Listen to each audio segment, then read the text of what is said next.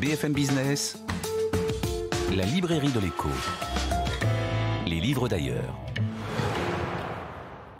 Cher Benahouda, bonjour. Bonjour. Allez Benahouda, on commence notre tour du monde hebdomadaire par l'Inde pour comprendre pourquoi elle maintient ses liens avec la Russie, pays pourtant frappé de sanctions. Oui, une question de raison économique, nous dit l'auteur. En décembre dernier, le chef de la diplomatie russe, qui recevait son homologue indien, a exprimé une volonté ferme de coproduire de l'armement dans le cadre du programme Make in India, lancé en 2014 pour la fabrication sur le sol indien. Le chercheur Aditya Ban de l'ORF à New Delhi tente ici de démontrer la rationalité économique pour l'Inde à maintenir une telle approche de coopération industrielle stratégique avec Moscou.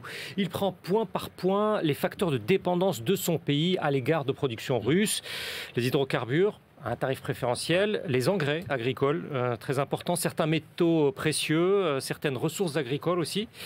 Il en irait, selon sa démonstration, du pouvoir d'achat de 350 millions de foyers indiens. Se détourner de la Russie provoquerait un choc inflationniste, dit-il. Mais il y a aussi toute la partie des exportations indiennes qui progressent. Elles sont diversifiées, allant des médicaments au thé, en passant par les équipements électriques ou certaines machines industrielles. C'est insuffisant toutefois, car il faudra en vendre bien davantage aux Russes pour espérer résorber en partie un déficit bilatéral de l'Inde qui a été multiplié par 7 entre 2021 et 2023. Il avoisine à présent les 35 milliards de dollars par an. L'auteur considère que puisque la Russie a démontré toute sa capacité de résistance sur la scène mondiale, New Delhi doit bel et bien axer ses liens avec Moscou sur la promotion d'un ordre mondial multipolaire. Les Indiens auraient d'autant moins à craindre cela, d'après Aditya Ban, que leur pays a réalisé lui-même ses avancées les plus significatives, je cite, vers la réalisation de son véritable potentiel, tant économique que stratégique. Les agriculteurs sont en colère dans toute l'Europe, Benahouda, et notamment en Bulgarie. Nous sommes des bergers, pas des moutons, voilà leur slogan. Oui, comme d'autres en Europe centrale et orientale, ces agriculteurs de Bulgarie jugent qu'ils ne peuvent plus lutter avec la production ukrainienne qui se retrouve dans leur pays. La semaine dernière, le président de l'association bulgare des producteurs de céréales a parlé d'une situation désastreuse. Le ministre de l'Agriculture a évoqué des souffrances considérables. Et dans ce document, c'est un chercheur néo-zélandais qui rapporte ce slogan employé dès une manifestation paysanne bulgare en 2013. Effectivement, nous sommes des bergers, pas des moutons. Thomas O'Brien replace toute cette situation de crise aiguë actuelle dans une perspective historique. Il raconte et analyse comment, après la dissolution du bloc soviétique, la privatisation des terres et le dépeuplement des campagnes ont remodelé les communautés rurales tout en provoquant une marginalisation accrue, en parallèle d'une modernisation de l'appareil productif agricole bulgare avec l'adhésion à l'Union européenne en 2007. Il proteste à intervalles réguliers depuis le début du siècle et selon l'auteur, si les intérêts matériels constituent bel et bien la principale force de mobilisation, il s'appuie aussi sur un sentiment d'identité collective qui serait malmené.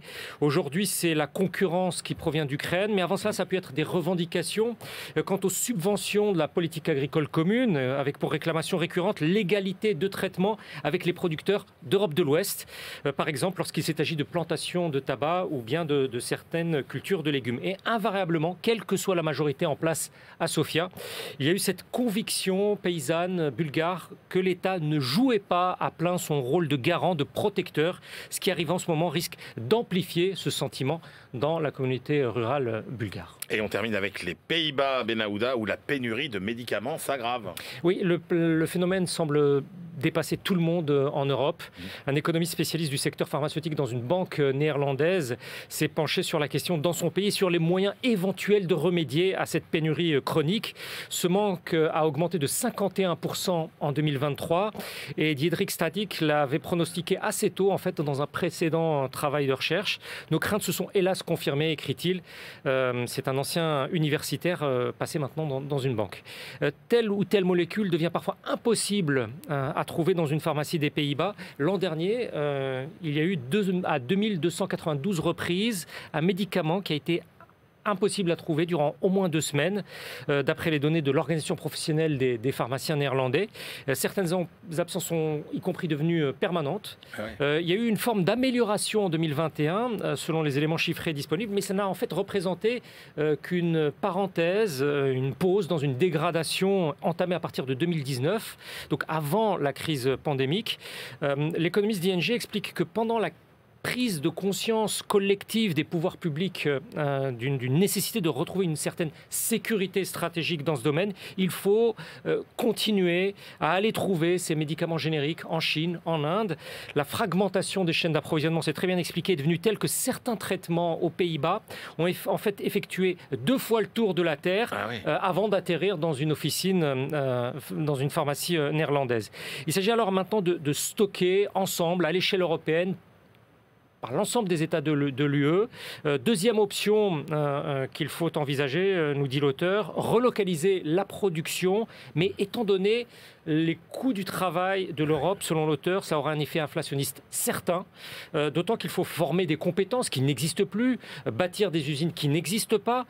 5 possibilités, toutefois, les plus indiquées sont identifiées en Europe pour cette possible grande relocalisation. Il y a l'Allemagne, l'Autriche, la France, l'Italie et la Suisse. Alors, dans un premier temps, il y aurait des alternatives plus modestes, selon sa formule, une diversification des approvisionnements en générique et rapprocher les centres de production autour de l'Europe, géographiquement et politiquement, dans des pays disposés à coopérer dans ce domaine éminemment stratégique.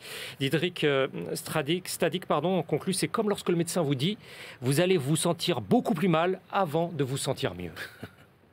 Merci beaucoup, Benaouda, pour ce tour du monde. Eh bien, c'est l'heure de nos ultimes choix.